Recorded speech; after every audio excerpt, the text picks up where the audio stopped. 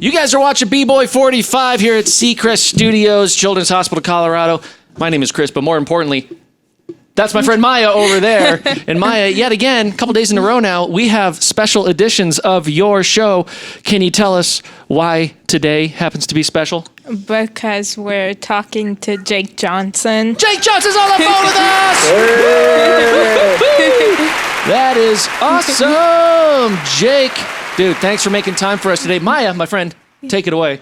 Okay, so first off, I just wanted to tell you that I can't believe I'm actually talking to you right now. I'm really starstruck. So who or what inspired you to become an actor? Well, first of all, Maya, it's really nice to meet you, and thanks for having me on your show. Yeah, this is thank fun. you for calling in. Yeah, it's fun. And who inspired me? You know, when I first started acting, it was Saturday Night Live, and seeing people like Chris Farley and John Belushi and Gilda Radner.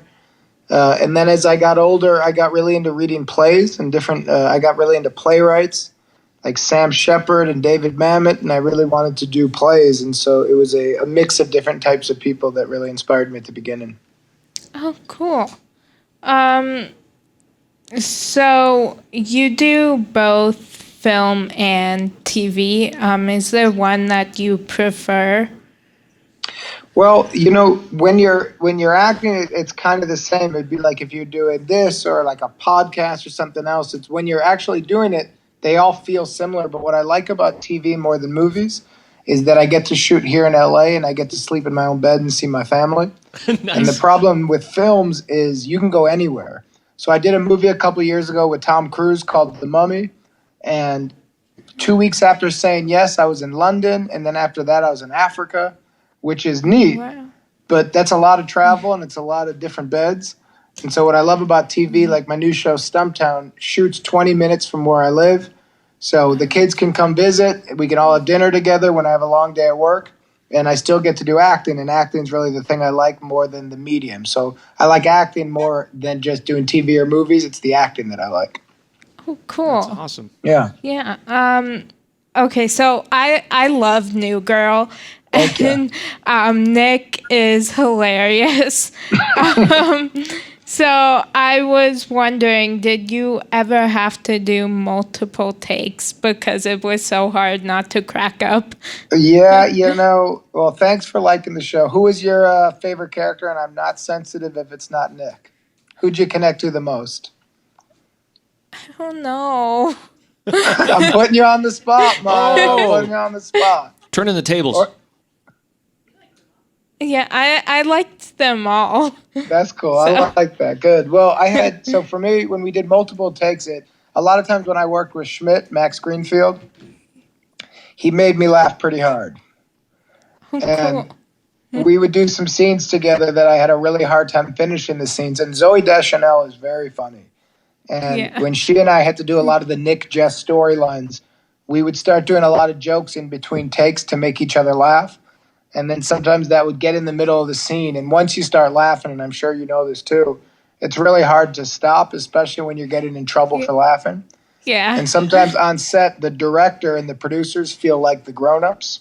And they're trying to get you to be quiet and say your lines. But once you start laughing, it gets hard not to keep laughing. So a lot of times with Zoe and with Max, it became nearly impossible to get through a scene.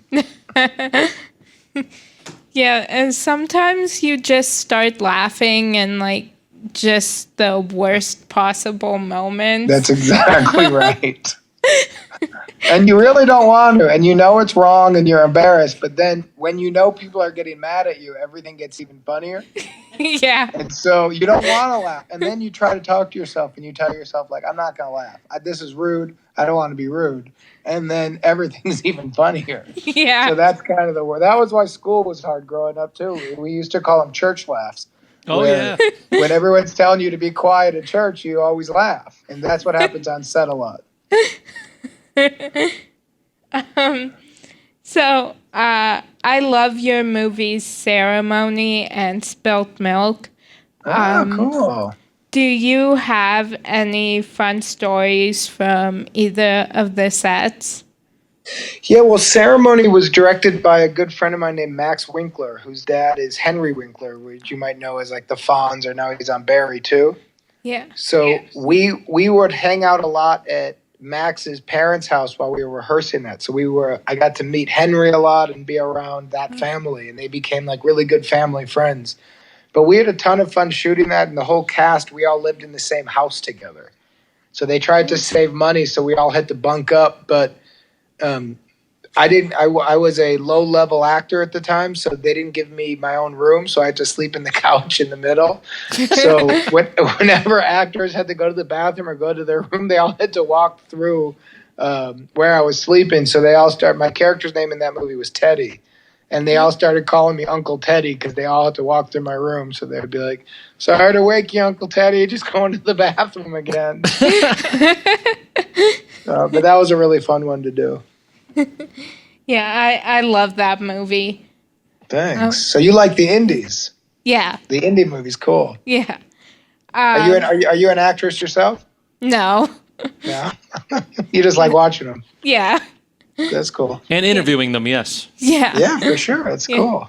No, I took an acting class a couple years ago, and I couldn't.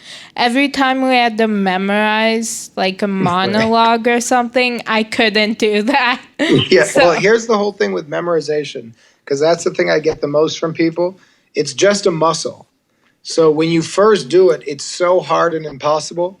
But I have a really bad memory, and memorization was really hard for me. But when you do it every day, it gets easier and easier. So if for anybody in there who wants to be an actor and is afraid of that, start memorizing a little bit at a time. Do one line at a time, and it gets really weird. Your brain starts remembering more and more, and it gets easier and easier. And then before you know it, you could read a monologue 2 or 3 times and have it memorized. Whoa. Yeah, it gets really weird like that. I still can't find my keys, but I can memorize a monologue now. Right?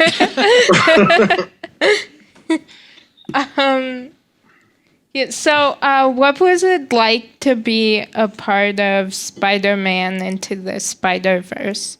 Yeah, that was a real dream job for me.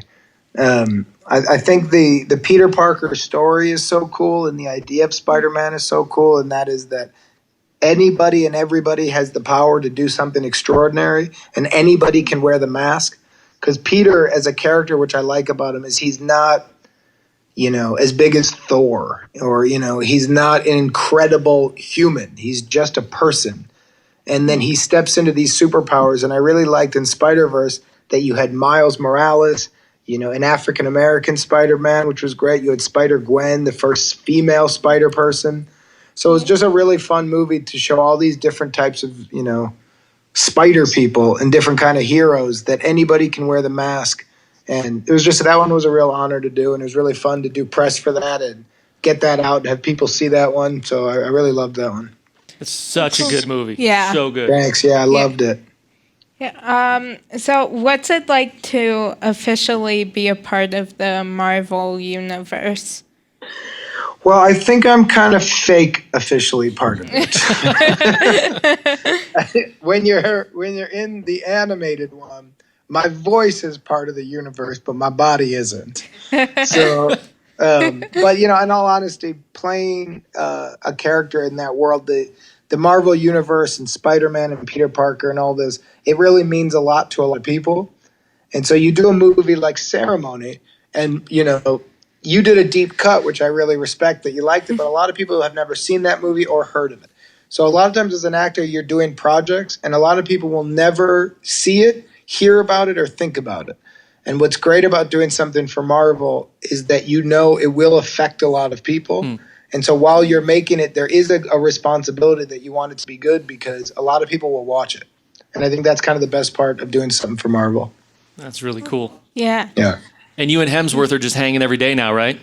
Oh, yeah, he's here right now. Just say hi really fast. Hey, Chris. Oh, Chris he just Hemsworth. went to the bathroom. Oh, man, we just missed him. And Chris Pine and Chris Pratt, they all just went to the bathroom. It's a buddy system. Right.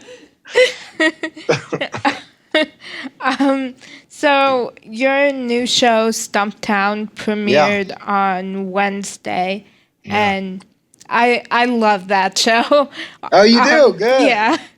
Yeah. So are there any similarities between you and your character Gray? Honestly, we'll see. The fun thing about this one, so I've really enjoyed working on it so far. Kobe Smulders, she's in the Marvel movies too. Maria Hill, she is a great. It's called number one on call sheet. When you're an actor, you all get a call sheet, and that's when you have to show up and blah blah blah. And she's the lead of Stumptown, and it's really her show. And she's probably the nicest person I've ever worked with. And apart from being really professional, she's just nice to people and she's kind. And that sets the standard of how we kind of treat each other at work there.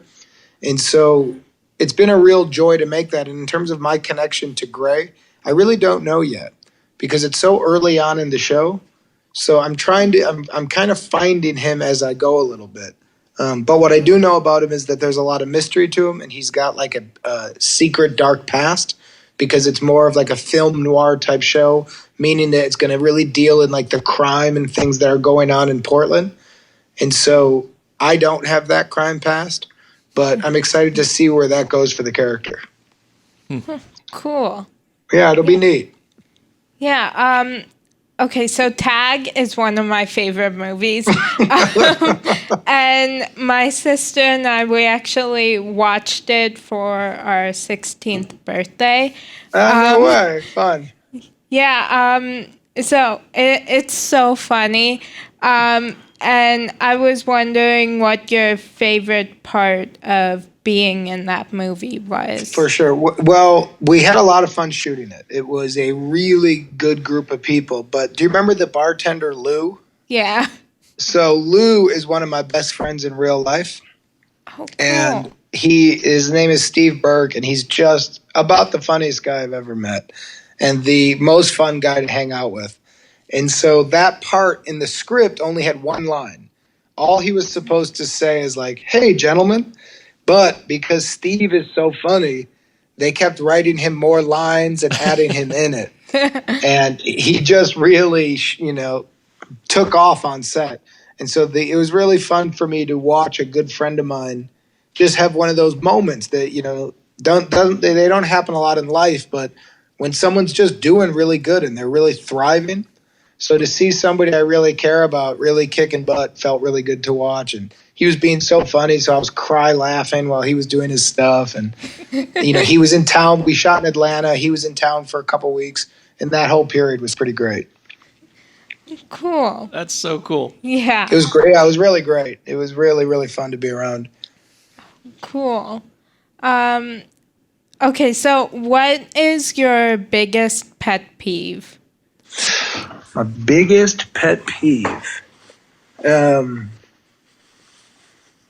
What is my biggest pet peeve?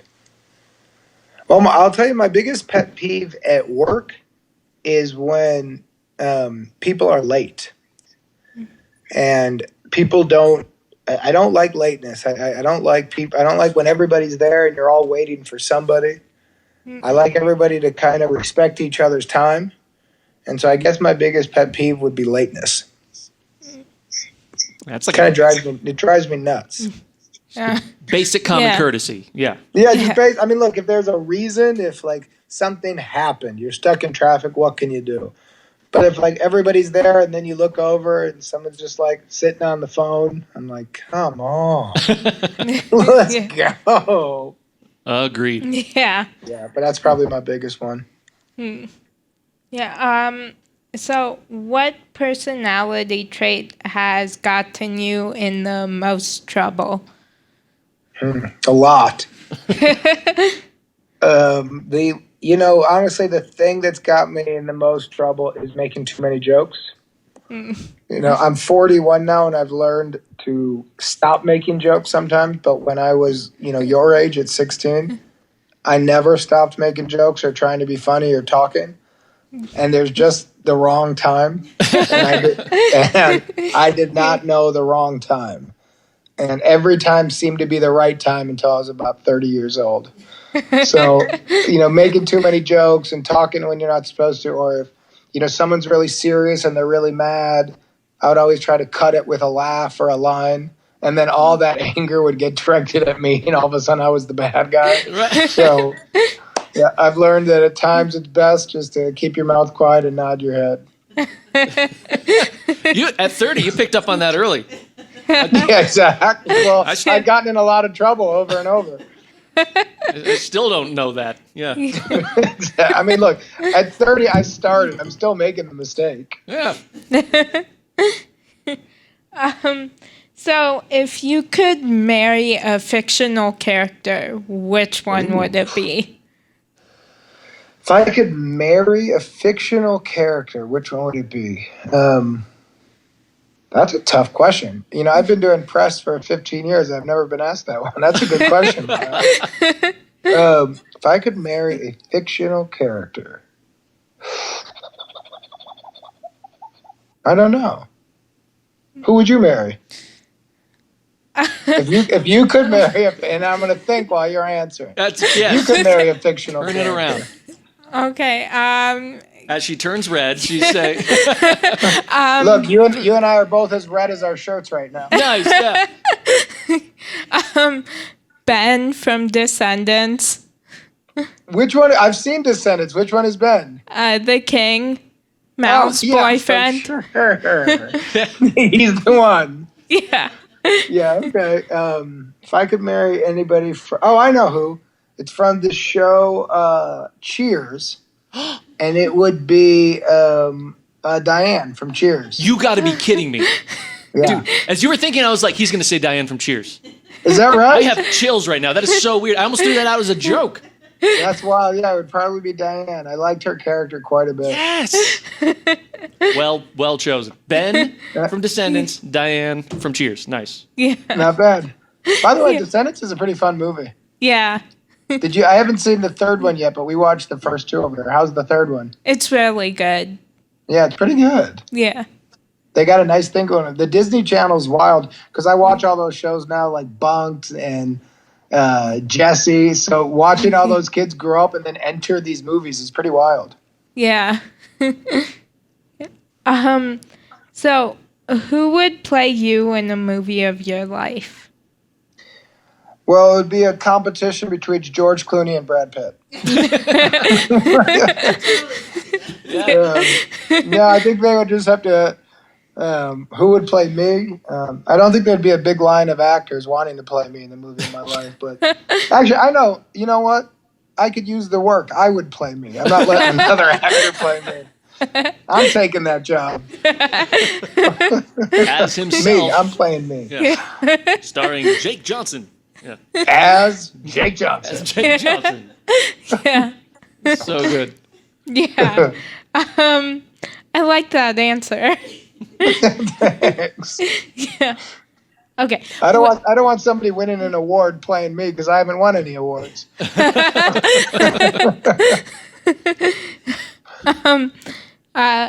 Really fast, going back to Descendants, because now that you brought that up, I'm gonna keep going back to that because it's one of my favorite movies. So you love it, yeah.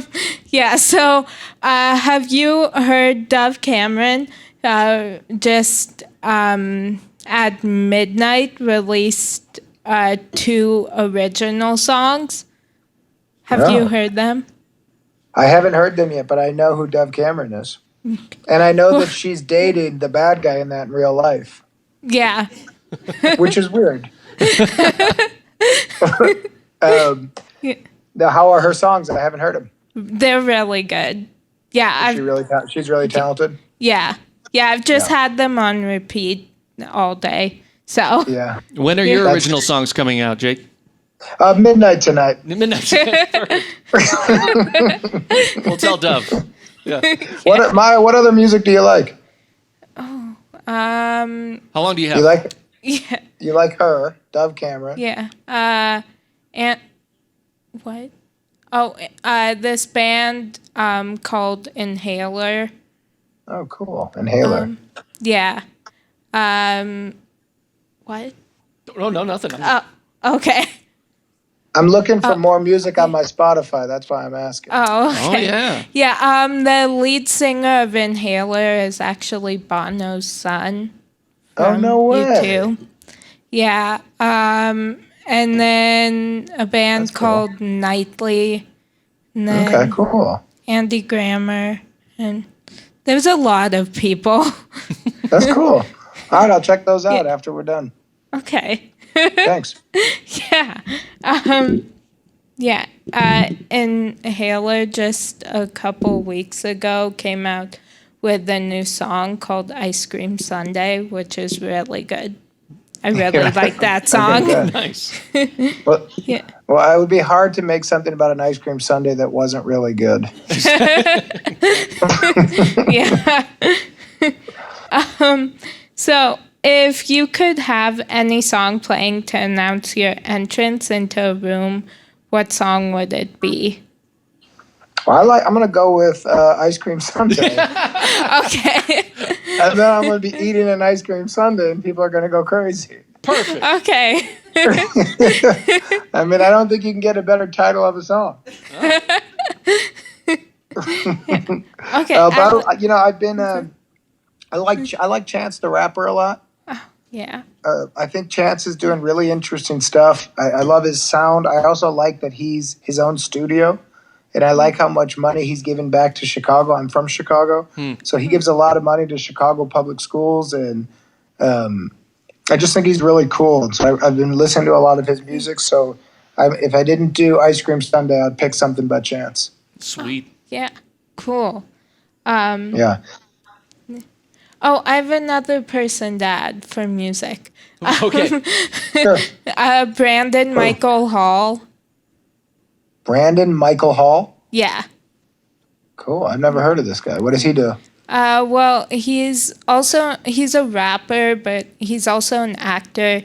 He was in a show called The Mayor, and now he's in the show God Friended Me. Oh, I know who that guy is. Yeah. Cool, yeah. Okay. So I'll check his music out too. Okay. Yeah, he does like one of my favorite songs, so. Oh, yeah. Cool. Yeah. Okay, so what terrible movie do you secretly love? What terrible movie do I secretly love? Can I switch it to a TV show? Because I got an answer right on the spot of a Yes, terrible TV sure. show that I secretly love. Yeah. You ever watch this show on MTV called The Challenge? No. It's terrible. And I love it. It's a bunch of reality contestants who go on all these competitions where they have to like fight each other and they try to win. And it is just the worst of TV, but I watch it every week. That's awesome. Yeah. So when you're having a bad day, what do you do to make yourself feel better? Honestly, what I've been trying to do these days is take a moment and be by myself and take it easy. Because when I'm having a bad day, I tend to, my first thought is to react and just, somebody makes me mad or something hurts my feelings and I want to just go right back at them and tell them what they did that I didn't like. And then I'm realizing that then I have to deal with that later, which makes the day worse. So what I'm doing now is I'm trying to take a little bit of time to just sit by myself. And I've been reading and I'm trying to find like a book I really like that I'm only reading for enjoyment. It's not for homework. It's not an assignment. I don't have to tell anybody about it. I don't have to be quizzed on it. But so I can have a quiet moment by myself where I listen to music I like, I read a book I like, and try to kind of recharge by myself so that if I'm having a bad day out there, that inside when I'm alone in my room reading, I can get back to having a good day so that I can step back out and be less affected by what happened to me that day. That's so good. Yeah. Yeah, if that makes sense. Oh, it Yeah. makes great sense. Yeah. Okay, so I have two more questions for you. Thanks. Do you have a motto or quotation that you live by? Yeah, I've actually I've got a couple. One is the obvious one, never quit, and the other one is hard work pays off. And the hard work pays off one is something I'll say to motivate myself, because a lot of times I feel like you're doing something and it's not easy and it's really hard and it feels like there's no point in it and you get bored of doing it. It's almost like you're running into a brick wall over and over and over again. But the reason I'll tell myself hard work pays off is, even though I can't see right now that it's going to pay off, in a year when I look back, I can see that all that hard work has taken me from point A to point B. And now I'm in a place I'd rather be, and I never would have got there without all that hard work. So it's a motto for me, because it reminds me in the moments that feel really bleak and I don't want to keep working hard, to just kind of keep working hard at all facets of my life, because it will pay off even if I don't see it right now. I like that. That is good stuff. So I made a shirt of it that I wear around my house when I'm ridiculous. Because I think it's okay to be ridiculous. So I'll have a shirt that reminds myself that just says, like, hard work pays off. I like that. It's good. Yeah. So my last question for you is, who do you consider to be a real life superhero and why? Say that first part again. Who do I consider to be a real life superhero and why? Who do I consider to be a real life superhero and why? Well, I consider my mother to be a real life superhero. She raised the three of us. She was a single mom. We weren't overly wealthy growing up. We weren't poor, but hold on one second. Guys, give me a second. Those are my kids. Say hi to him for us. Yeah. Hi. My sister was born with one leg shorter than the other, so she spent a lot of time in the hospital having surgeries and having a thing that stretched her leg. And so my mother was torn between the hospital a lot and home a lot, and it was hard. And she just managed to do it perfectly to keep us all together as a family and to make it all work and to keep us as positive as we could be. And so now, looking back at that, now that I'm around her age when she was doing that, I'm pretty impressed with how she did it. It must not have been easy for her. Definitely. Yeah. Moms are superheroes for sure. Yeah, no doubt. It's a hard job. What else, Miss Maya? Well, just thank you so much for calling in. Thank you. I still, I think I'm actually shaking. So. Well, I just want to say, Maya, I've done a lot of interviews over the years, and genuinely, this was one of the best ones. And you're very good at what you're doing, so keep it up. Thank you. For sure, for real. That is good stuff. Well, it was Jake, a great interview. Thanks for spending time with us, man. If you find yourself coming through Denver with an extra couple hours, swing by the Seacrest studio, say hi to the kids. And, I will, for sure. That'll be awesome. You have an open invitation, and thanks for calling into Maya's show. Yeah. All right. Bye. See you, Maya. Nice to meet you. You too.